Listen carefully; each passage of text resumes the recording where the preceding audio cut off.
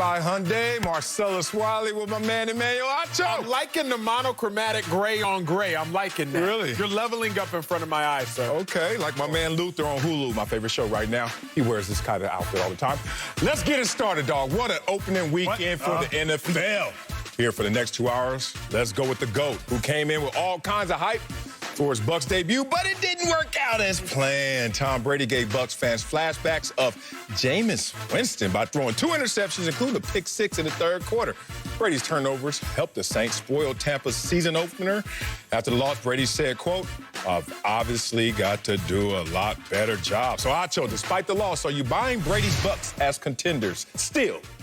No, sir. I'm not right now. You flipped already? I didn't flip. Huh? What did I tell you on Friday, but you weren't trying to listen? I said, Marcellus, all these stars. Marcellus, more stars than the galaxy the Buccaneers have. There we go. All these stars, but only one football. I said, all these stars, Marcellus, but how are they going to make it work as a unified team because they don't have consistency? Okay. Let me tell you about some of these stars, Marcellus.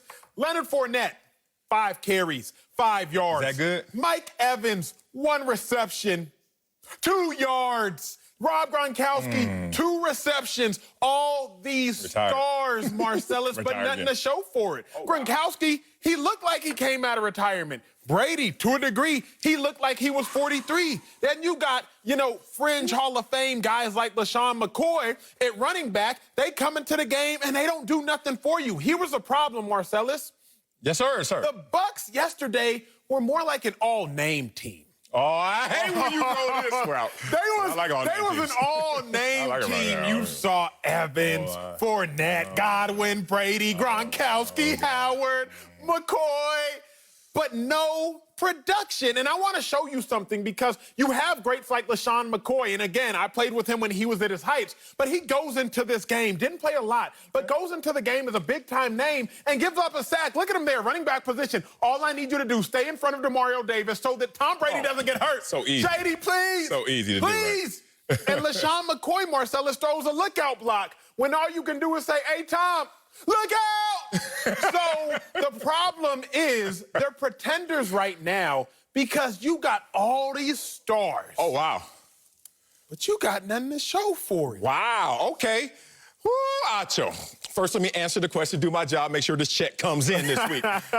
I am still buying Tom Brady and the Tampa Bay Buccaneers as contenders. But it's amazing to me how you and many others probably want to jump off the pirate ship so fast. Like, first of all, after week 1, you know what half the league is by the win-loss record? Pretenders. Half the league lost. You know that, right? That's right. So for you to try to go directly to the win-loss column is absurd. For you to try to go line item within the game is absurd as well. Then what's not absurd? Yes, it is. You just said Mike Evans only had 1 catch. That's facts. But people who watch the game know that it's a little deeper than that. Okay. Did he have 2 pass interference penalties called against him, which allowed for 76 yards, was it?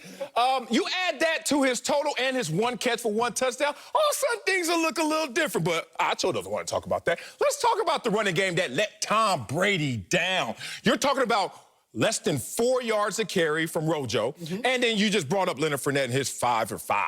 That's not good enough. Offensive line, I wonder where it all starts. You don't know about this because you're one of those skilled players on defense. I tried not to get dirty. I tried not to. It all starts up front. They had issues up front, not only in run blocking, but in pass protection, giving up the 3 sacks. You get Cam Jordan your first game as a rookie. Good luck to you. All of that said, I really want to get into the psychological play of this because you wanted to go line item. I already defeated half of those, if not all of them. But let's talk about the fact that one of the greatest traits of success is being even keel. Okay. You don't get too high when it's good. You don't get too low when it's bad, right? As Winston Churchill once stated, success is walking from failure to failure with no loss of enthusiasm. Persistence isn't just moving your feet, it's keeping your mind, your spirit engaged, even in front of adversity. Tom Brady lost another season opener. Tom Brady has lost 4 season openers, including yesterday. But let's talk about the other 3. You know what happened in those other 3 season opening losses those years? they went to the Super Bowl and won 2 of them. But Emmanuel Acho would say that team was a pretender in those 3 season opening losses. But this year, you're going to go there again, and Tom Brady's going to make you eat your words. Success, walking from failures to failures with no loss of enthusiasm. Staying strong. Yeah. I mean, maybe that makes sense because Tom Brady, he did throw from interception to interception with marginal loss of enthusiasm. So maybe Tom Brady was incredibly successful yesterday. Yes. The fact of the matter, Marcellus, was he wasn't. And I'm not jumping off of shit because, sir, I was never on the ship.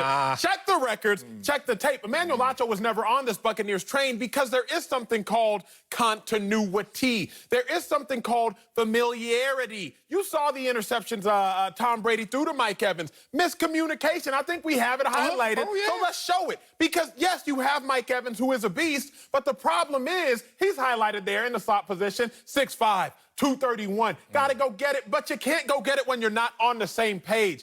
It's not just about talent, Marcellus. That's what I've been trying to tell you, along with the rest of the people that have been listening to the lies that you were selling. It's not just about talent. It's also about trust. And right now, Tom Brady doesn't seem to have that level of trust with said receivers. And sir, I don't profess to be a full-screen king. I don't.